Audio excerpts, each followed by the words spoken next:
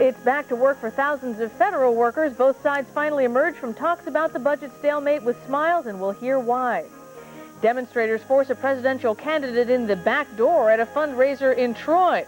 And we'll have tips for you to pass along to the kids on what to do in case of a fire. Now, live. You're watching News Center 6. New at 11. The closed signs will come down at many federal buildings now, including the Ronald Reagan Library.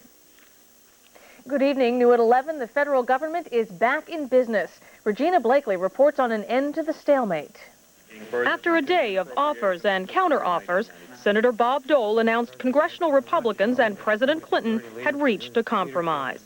What we've agreed to now, in a bipartisan, nonpartisan way, I think is a very satisfactory conclusion to what has been a rather tense situation the past several days.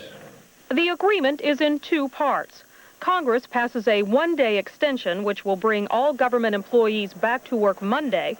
Also Monday, final approval for the second part, legislation which will keep the government funded through December 15th. President Clinton agreed the budget can be balanced in 7 years using Republican numbers. But Republicans agreed to allow administration input on those numbers, and they agreed to adequate funding for Medicare, Medicaid, education, agriculture, and the environment. This agreement reflects my principles, and for the first time, the Republican leaders in Congress have acknowledged the importance of those principles. As the government gears up again, the focus now shifts to the bigger budget.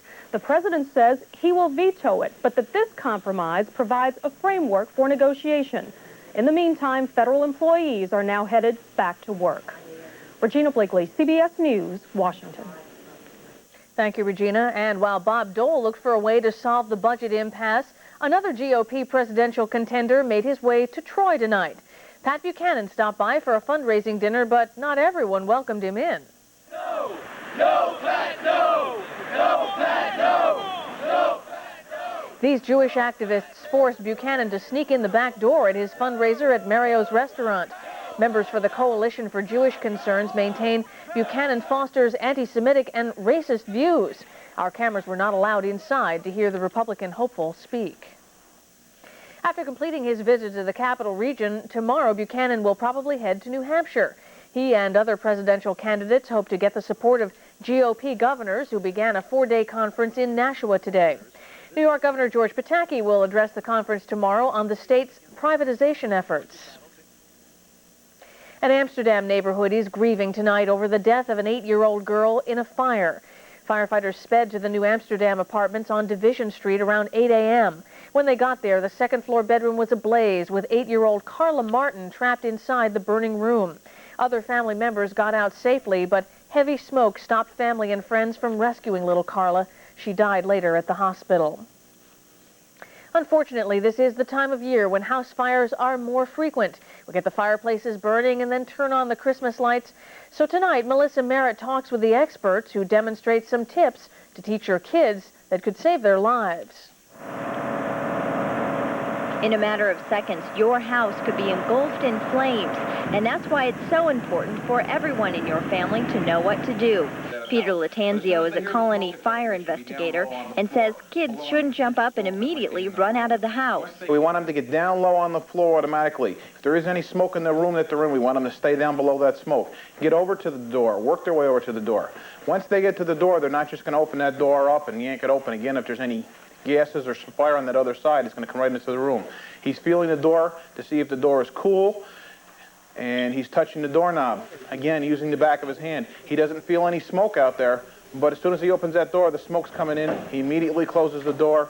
He's found a coat. He can put the coat at the bottom of the door again to buy himself a little bit of time to keep the smoke out, and now he's going to go to his second way out of the house. She says every room should have a second way out and stresses how important it is to stay low to the floor. The smoke Will go to the highest point in the room, and there's usually clear airspace near the floor. And parents, he warns to always keep matches and lighters high out of reach. Children are very curious by nature, and mom and dad smoke, or their big brother or sister smoke, and they see that lighter being used or the matches. Kids, again, want to imitate what their parents do or the grown-up person around them does.